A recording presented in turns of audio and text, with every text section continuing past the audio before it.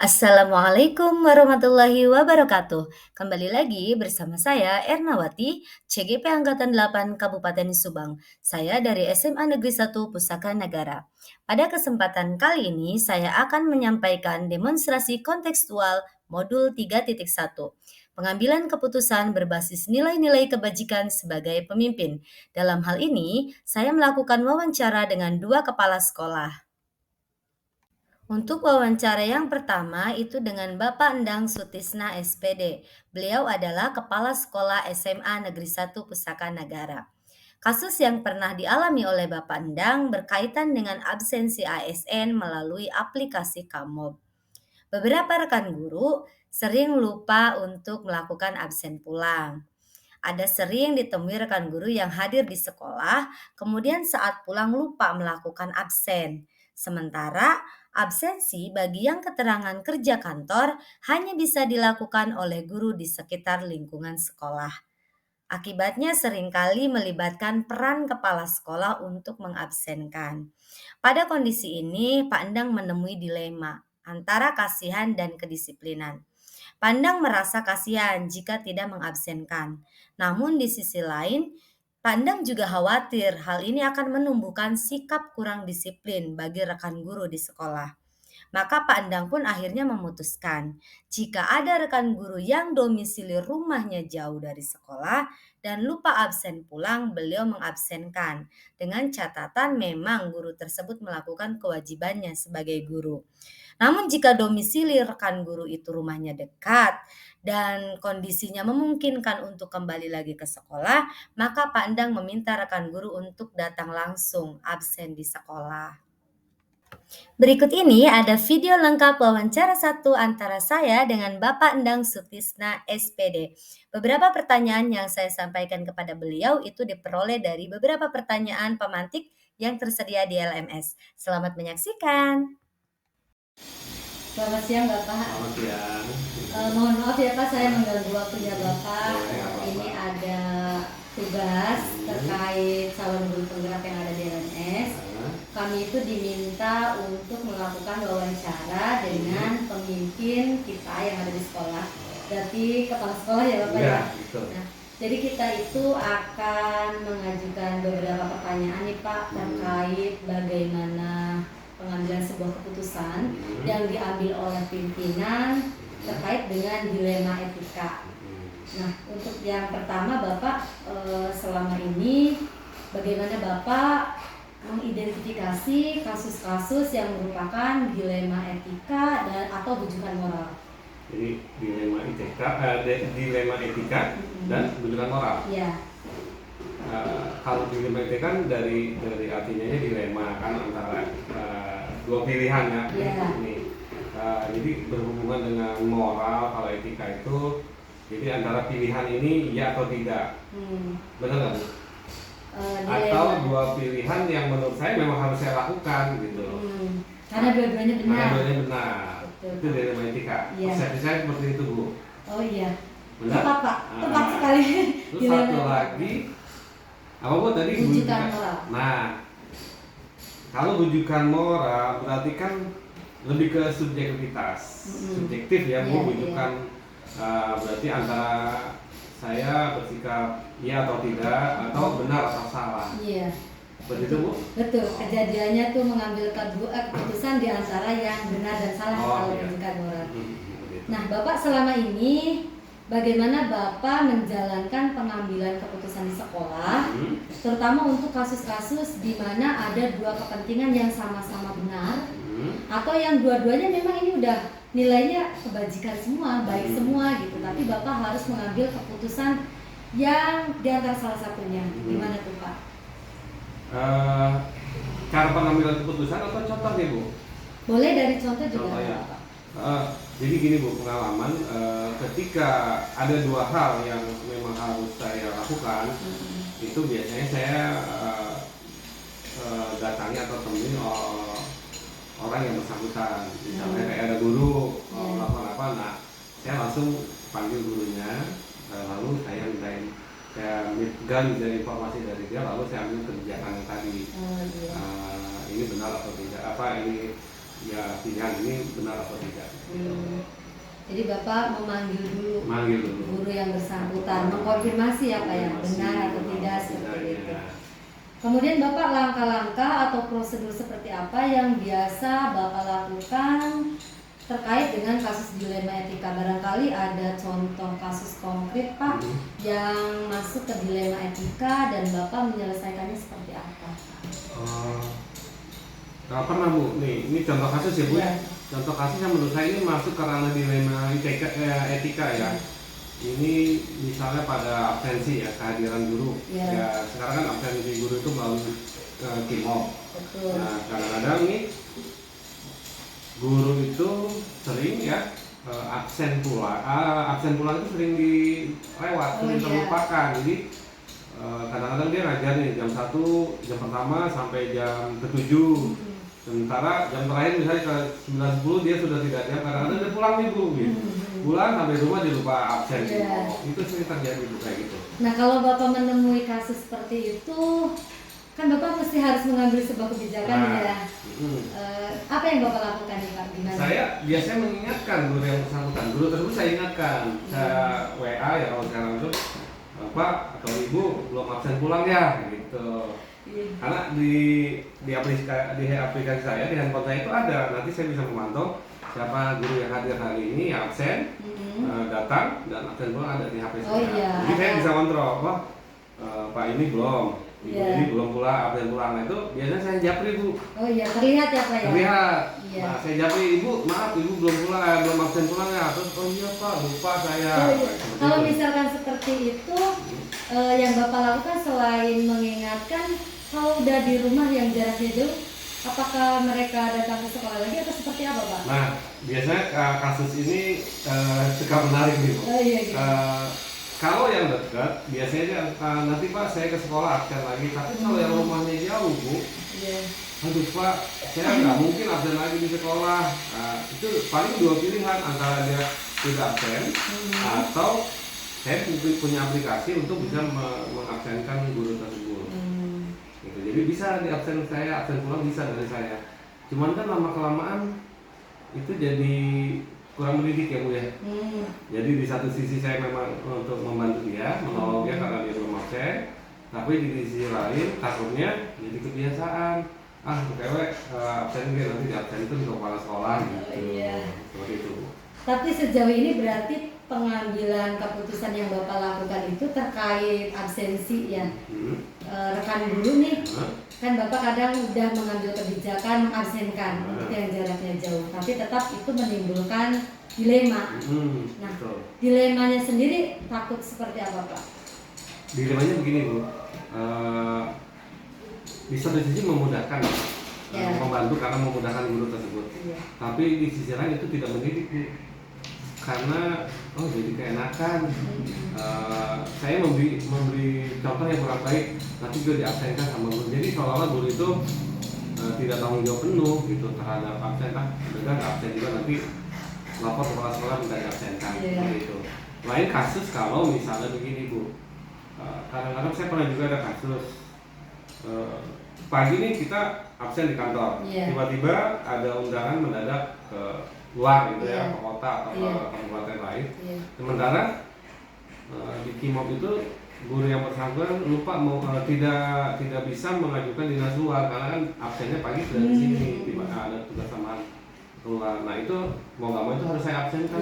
Nanti setelah di sana, ya udah Pak nggak usah ke sekolah lagi, Bapak nanti langsung pulang, ya nanti saya absenkan. Gitu. Jadi ada di aplikasi saya. Iya, luar biasa Bapak ya.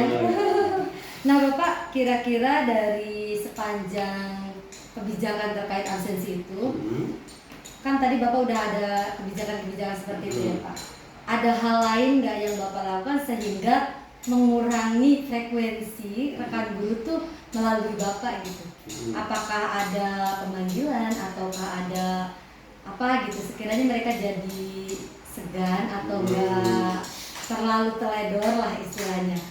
Kira-kira seperti apa? Ada Bu, jadi gini, pernah itu di KIMOP guru-guru bahkan di KIMOP ada notifikasi bahwa ada pembinaan khusus terkait kehadiran di KIMOP. Nah itu salah satu penyebabnya yang utama adalah guru itu lupa absen pulang. Jadi setelah diakumulasi sekian hari sekian bulan, maka akan muncullah surat panggilan itu pembinaan. Nah, dari situ saya sudah melakukan beberapa orang guru ada pembinaan khusus memang dipanggil gitu loh, dipanggil gurunya secara tertulis, dan dia membuat berita acara untuk selalu disiplin dalam masalah klimat. Ada begitu. Ya. Jadi Bapak udah melakukan langkah itu ya Pak ya, untuk mengurangi lah ya istilahnya itu. Kemudian hal-hal apa saja nih Pak selama ini yang merupakan tantangan dalam pengambilan keputusan pada kasus-kasus dilema etika? Bukan cuma kasus tadi absen, misalkan Bapak menemui kasus-kasus dilema etika, tantangan yang Bapak temui itu apa aja dalam mengambil keputusan? Kalau dilema kan berkaitan dengan perasaan ya Bu ya, dengan hati nurani gitu. Kadang-kadang kan ada guru itu tempat tinggal atau jarak dari rumah ke sekolah itu kan ada yang dekat, ada yang jauh, gitu ya, jauh 2 jam perjalanan. Nah itu kadang-kadang suka jadi dilema juga. Saya ingin meratakan kebijakan sama semua, tidak harus selalu di sekolah gitu. Tapi kadang-kadang kan kasihan juga kalau guru itu ternyata ketika dia udah sampai rumah jauh, tiba-tiba harus balik lagi ke kantor, itu jadi tantangan dilema juga Bu. Jadi ini masalah jarak Bu, jarak tempat tinggal ke sekolah itu pengaruh juga terhadap kehadiran. Itu jadi tantangan ya Pak, kita nggak bisa samaratakan peraturan kepada mungkin siswa. Kalau ibu rumahnya dekat, saya bilang ibu belum absen ya. Iya Pak, ya udah ibu datang ke sekolah, mungkin 5-10 menit ibu bisa sampai sekolah. Tapi kalau guru yang jaraknya jauh, ada pertimbangan ada beberapa guru kita yang rumahnya jauh dari sekolah 2 jam perjalanan, ya lumayan juga kalau dia misalnya jam 5 sudah dari rumah terus lupa kimok. Nah ini kan dia balik lagi jam 7 malam sampai. Iya benar. Nah ada nggak kekhawatiran Bapak misalkan, Bapak berarti nggak adil nih, saya sekali-kali orang yang dekat diabsenin, kalau yang jauh kan diabsenin, kalau saya kok yang dekat suruh kesini aja. Gimana menurut Bapak kalau misalkan ada yang seperti itu? Ya pasti ada Bu, kecemburuan pasti ada terhadap beberapa orang yang kadang-kadang saya bantu di kimobnya misalnya, Pak kimob abdi ada masalah. Kadang-kadang masalahnya bukan cuma di letak jarak ya Bu ya. Di kimob itu kadang-kadang muncul penyebabnya adalah jaringan juga ya Bu. Di daerahnya sinyalnya lemah, kadang-kadang jaringannya tidak stabil.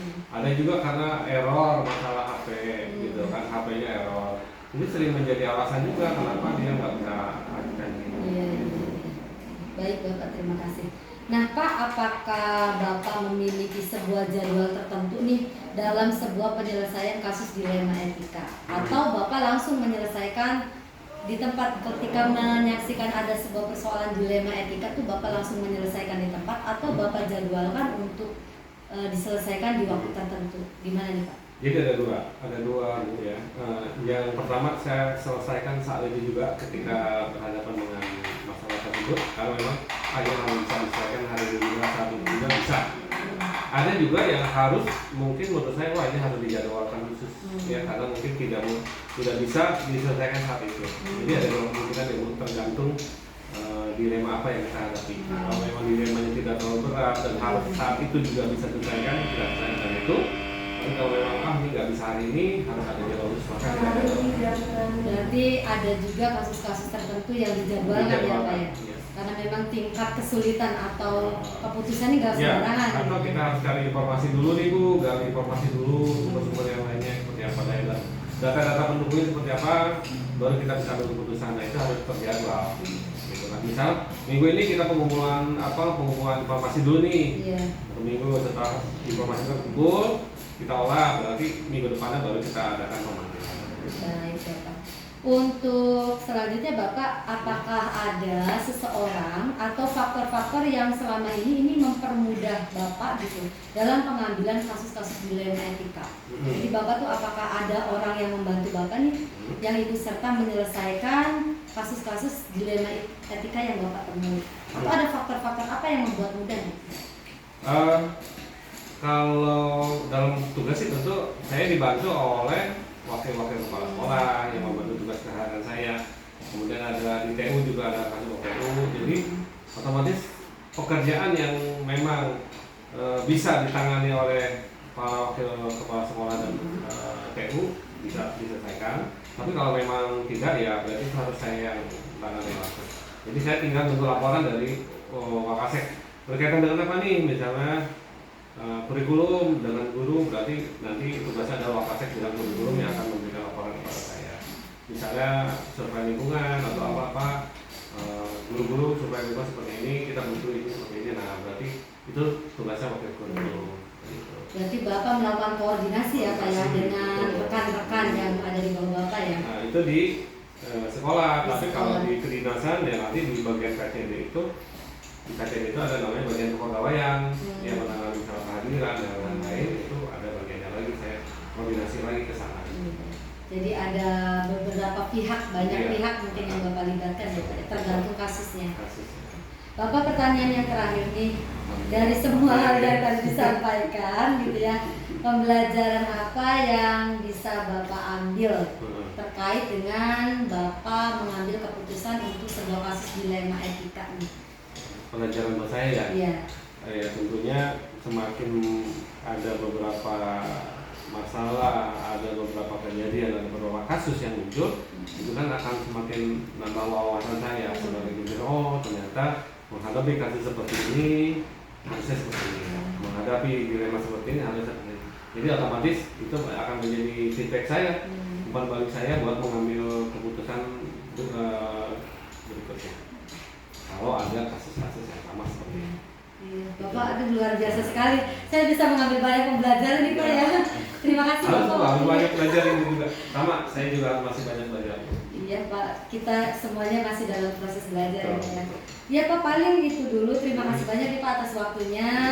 Kurang dan lebihnya saya minta maaf ya Pak. Saya akan. Maaf ya Bu ya, jawaban singkat saya ya. Iya, luar biasa Bapak, ini saya bisa mengambil pelajaran banyak lah. Mudah-mudahan ini bermanfaat untuk kita semua, termasuk untuk sekolah kita tercinta ya Pak ya. Mungkin itu aja Pak. Terima kasih. Assalamualaikum warahmatullahi wabarakatuh. Selanjutnya saya melakukan wawancara dengan Ibu Suratina SAG selaku Kepala Sekolah SMK Yapim Compreng. Kasus yang pernah dialami Ibu Suratina adalah ada salah satu murid SMK Yapim kelas 12 yang bernama Rudi ingin mengundurkan diri dari sekolah dengan alasan bahwa dia harus menjaga dan mengantarkan adiknya yang masih sekolah di TK. Rudi adalah anak pertama di keluarganya. Dia memiliki 2 adik yang masih kecil-kecil. Rudi berasal dari keluarga yang kurang mampu. Saat dia kelas 12, ibu dan bapaknya berpisah. Bapaknya menikah lagi, Rudi dan adik-adiknya beserta dengan neneknya tinggal dengan ibunya. Namun karena kebutuhan hidup, ibunya Rudi memutuskan kerja menjadi TKW ke luar negeri. Dan Rudi mau tidak mau harus menjaga adik-adiknya dan neneknya di rumah. Sebenarnya Rudi juga anak yang rajin dan baik. Dia adalah ketua OSIS di sekolahnya. Karena desakan keadaan, Rudi memutuskan ingin mengundurkan diri dari sekolah. Namun Ibu Suratina selaku kepala sekolah memberikan solusi lain untuk Rudi tetap bisa sekolah dan menjaga adiknya, yaitu dengan memfasilitasi belajar online dan meminta Rudi datang ke sekolah jika ada ujian sewaktu-waktu. Sebenarnya Bu Suratina juga mengalami dilema antara kasihan dan peraturan ataupun keadilan kepada siswa yang lain. Tetapi jiwa kemanusiaannya memanggilnya untuk membuat sebuah kebijakan. Berikut saya sajikan video lengkap wawancara 2 yang saya lakukan dengan Ibu Suratina. Selamat mendengarkan.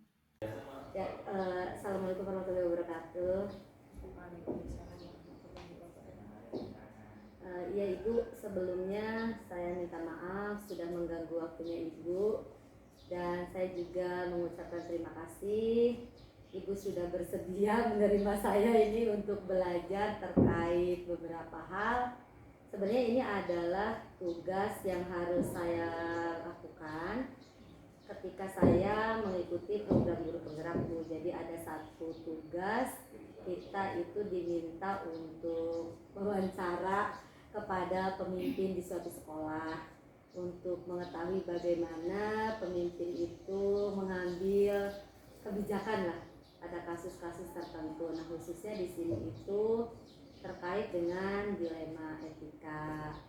Sebenarnya untuk dilema etika sendiri, apakah Ibu sudah pernah mendengar yaitu dilema etika, kemudian atau ada lagi bujukan moral. Sebelumnya apakah Ibu pernah dengar kalimat itu? Ya pernah sih pernah dengar, tapi ya belum pernah diwawancara seperti ini. Belum pernah. Itu ya cuma hanya dengar saja, pengetahuan saja. Iya. Kalau menurut Ibu kasus dilema etika itu yang seperti apa? Kalau kasus dilema itu ya kan yang namanya dilema berarti harus pilihan. Kasus dilema etika berarti memilih kedua masalah itu, tapi semua sama-sama baik, sama-sama benar. Itu benar enggak? Iya. Kemudian nanti tapi kita harus memilih mana yang terbaik untuk diputuskan tersebut gitu. Sepertinya tepat kayaknya itu, Bu. Benar gitu. Iya, sih? iya benar. Kalau yang saya pahami juga dilema etika itu seperti itu. Berarti ada dua kejadian. Iya, ada dua peristiwa atau kejadian. Yang dua-duanya benar. Benar, gitu. Tapi sebenarnya itu ya benar, tapi harus dipilih mana yang lebih benar untuk memutuskan itu. Gitu. Iya, benar. Kalau bujukan moral sendiri Ibu pernah dengar nggak? Bujukan moral itu yang seperti apa? Kalau dilema etika itu antara dua kejadiannya sama-sama benar ya. Kalau bujukan moral itu berarti ada saling salah. Nah, iya benar. Jadi salah yang satunya ada yang udah jelas-jelas nih, ada pelanggaran, kemudian ada sesuatu yang benar. Itu kan kemungkinannya tidak menimbulkan dilema. Iya, berarti harus memilihkan yang benar. Iya, yang betul. itu. Ya. Nah, sekarang ini saya akan coba menggali bagaimana Ibu mengambil kebijakan untuk kasus-kasus yang dilema etika, Bu. Mungkin selama Ibu menjadi kepala sekolah di sini, pernah nggak Ibu menemui ada kasus-kasus yang masuk ke kategori dilema etika? Kasus dilema etika itu ada sih, ada. Mungkin ini ya, mungkin ini ya, itu ya satu. Ada seorang anak di sekolah di sini udah kelas 3. Nah, kelas 3 itu kebenaran anak tersebut adalah anak yang satu kurang mampu, bahkan korban perceraian, punya adik 2, adiknya masih kecil-kecil. Nah, ibunya harus pergi ke luar negeri. Ya. Bapaknya udah pisah, udah nikah lagi. Jadi anak itu sekarang kalau waktu kelas 1, kelas 2 masih ada ibunya, jadi masih bisa sekolah. Nah, berhubung sekarang kelas 3, ibunya mengharuskan berangkat karena satu membiayai anak yang sekolah tadi dan adik-adiknya. 2, punya orang tua yang sudah jompo 1 yang harus dihidupi. Neneknya anak tersebut, yaitu ibu tadi ya, yang berangkat. Nah, kemarin kesini minta memutuskan untuk, Bu, saya keluar, si anak tersebut nggak usah sekolah lagi, Bu. Apa masalahnya? Akhirnya cerita, bagaimana cerita, terus saya iya, ini berarti anak sebenarnya masih mau sekolah, tapi melihat keadaan seperti itu, kita sebagai manusia kan gimana? Nggak tega. Satu, bapaknya udah nikah lagi, ibunya pergi ke luar negeri juga demi anak-anak. Sementara anak di sini yang gede itu punya adik 2, yang salah satunya yang kecil itu TK, masuk TK. Masa iya anak nggak di sekolah? Iya. Nanti putus sekolah semua. Akhirnya dianya itu dewasa pemikirannya, mengalah, pengen dia yang keluar dari sekolah untuk menyekolahkan adiknya, yaitu mengantar ya. Karena adiknya masih kecil, nggak ada yang ngantar. Akhirnya saya ini ya udah, kamu tetap sekolah.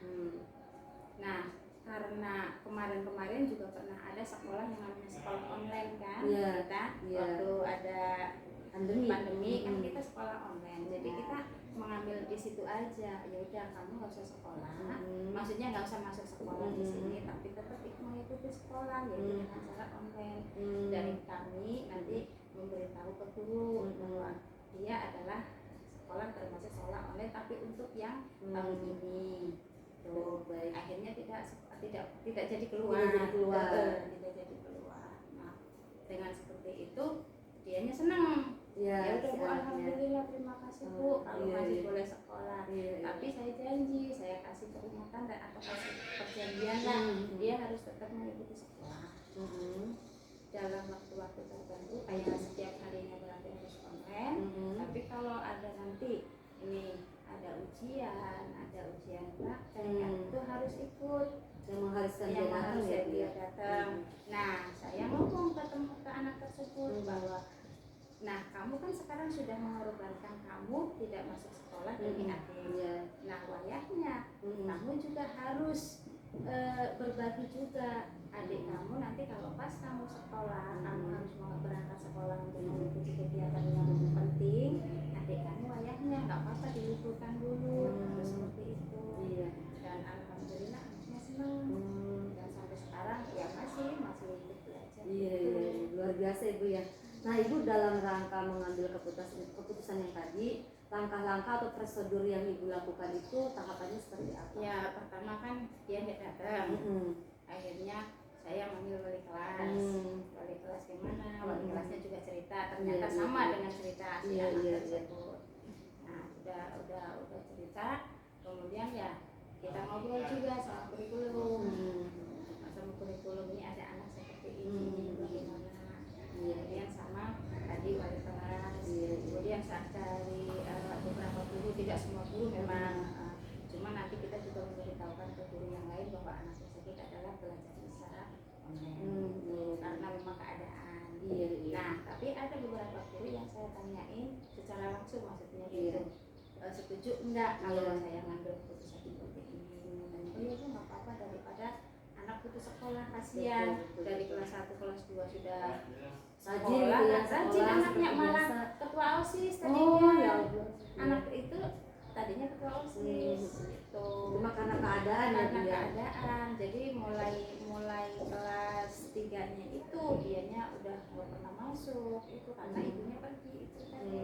Padahal waktu kelas 2-nya itu dia ketua OSIS. Tuh, rajin anaknya ya, kita kan jadi sayang. Iya. Anaknya rajin, anaknya ya lumayan pintar lah. Iya. Bisa mengikuti. Pas itu langsung tesnya nggak masuk. Si anaknya gara-gara keadaan yang sekarang kita tadi ya Bu ya. Jadi kita ya udahlah. Jadi dengan musyawarah seperti itu akhirnya memutuskan bahwa oh ya anak tersebut masih tetap sekolah, tapi dalam keadaan tertentu harus ikut.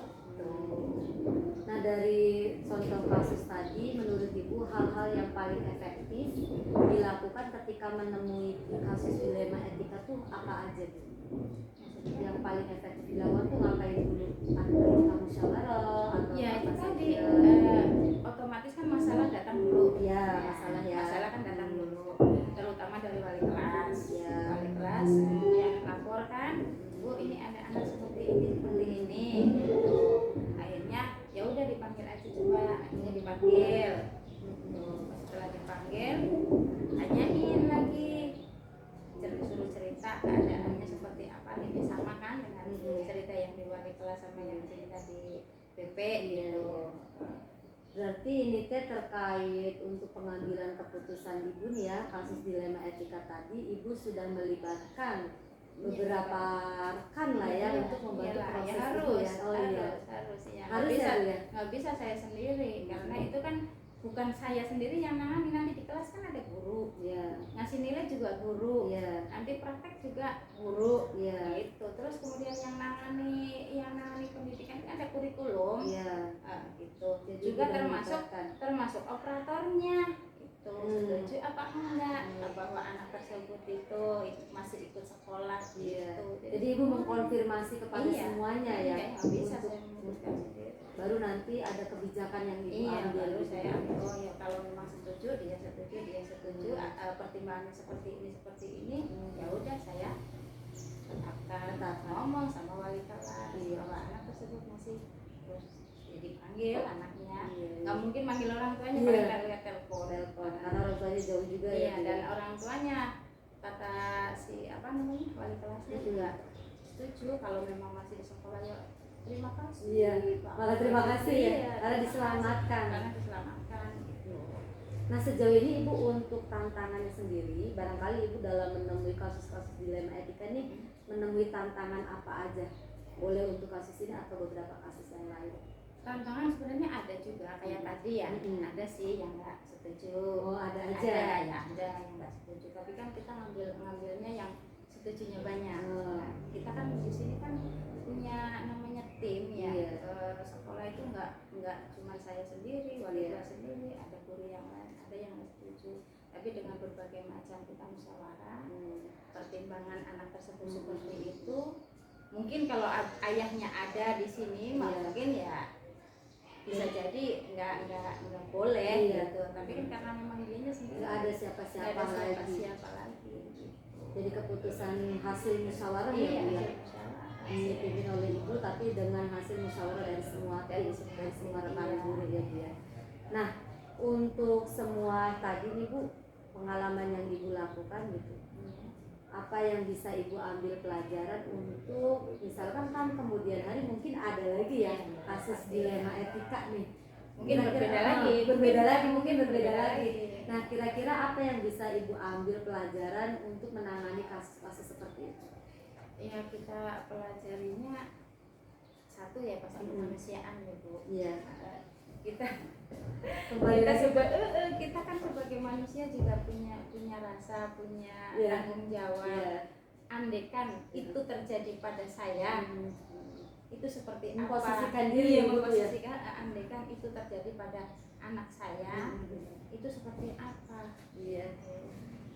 Setelah direfleksikan ke sendiri gitu, terus ibu mengambil ke teman-teman, Iya, musyawarah ya, lagi sama gitu. sama teman-teman juga gitu. Maksudnya merasa kasihannya, merasa ibanya itu, ya tadinya anaknya rajin, Iya. bahkan ketua OSIS Iya. ini Bu. Jadi kadang tuh ini peraturan itu nggak selalu harus seperti ya, itu. nggak selalu seperti itu. Ya peraturan memang kita harus adakan, Iya, harus ya, harus, namanya ya. di sekolah mah harus, karena kita juga mengingat anak-anak yang lain. Pasti ada kecemburuan sosial. Iya.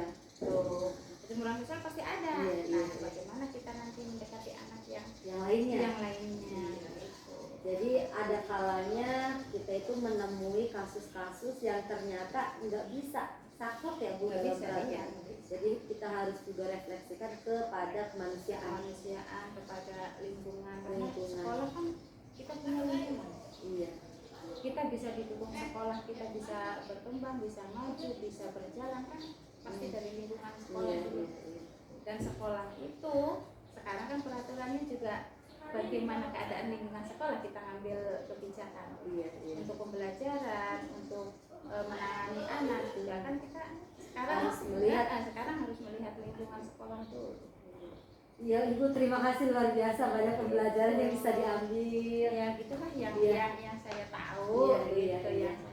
Itu luar biasa Ibu. Jadi kayak ke saya kan taunya teori ya Bu, tapi prakteknya kan Ya prakteknya memang ya nggak kalau semudah itu. kita dianggap susah Iya. ya susah. Bisa. Kalau kita anggapnya ya itu adalah masalah ringan karena kita punya tim, kita punya teman-teman ya ringan Iya. gitu. Jadi jangan sampai kita punya pemikiran bahwa itu ada tugas saya. Iya. Jadi enggak, itu semua kita harus berjalan bareng-bareng.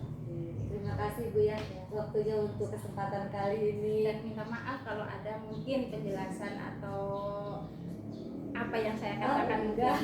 nggak sesuai ya. Enggak Ibu, enggak ada yang salah dan enggak ada yang benar. Jadi ini mah hanya bentuk pembelajaran kita yang masih istilahnya masih kecil, masih anak-anak lagi mau belajar gitu. Ibu orang hebat. Ya Allah, enggak Ibu. Oh ya Mbak, terima kasih atas waktunya. Mudah-mudahan ini bermanfaat untuk Ibu, untuk sekolah, dan untuk saya juga, untuk semuanya lah ya. Untuk kita yang berkecimpung di dunia pendidikan ya Bu ya. Kita juga harus memikirkan masa depan anak kan ya Bu. Terima kasih Bu. Saya akhiri ya. Assalamualaikum warahmatullahi wabarakatuh. Waalaikumsalam warahmatullahi wabarakatuh. Dari wawancara yang telah saya lakukan bersama dengan Bapak Endang Sutisna SPD dan Ibu Suratina SAG, ada hal menarik yang muncul saat wawancara, yaitu kedua kepala sekolah memiliki cara sendiri untuk menyelesaikan suatu permasalahan, namun tetap berpijak pada nilai-nilai kebajikan. Kemudian seringkali dalam tugas tidak selalu kita hanya prioritas pada peraturan. Kemanusiaan layak menjadi pertimbangan untuk sebuah keputusan. Selanjutnya, Kedua kepala sekolah tersebut sama-sama mengambil keputusan dengan paradigma rasa keadilan lawan rasa kasihan, dengan prinsip berpikir berbasis rasa peduli. Namun dalam pengambilan keputusannya memang belum ada prosedur menggunakan 9 langkah pengambilan dan pengujian keputusan. Masih dalam analisis dan refleksi, untuk rencana ke depan itu harus adanya prosedur khusus dalam mengambil keputusan, sehingga nanti dapat diukur seberapa efektif hasil pengambilan keputusan tersebut, dilihat dari faktor risiko atau dampaknya.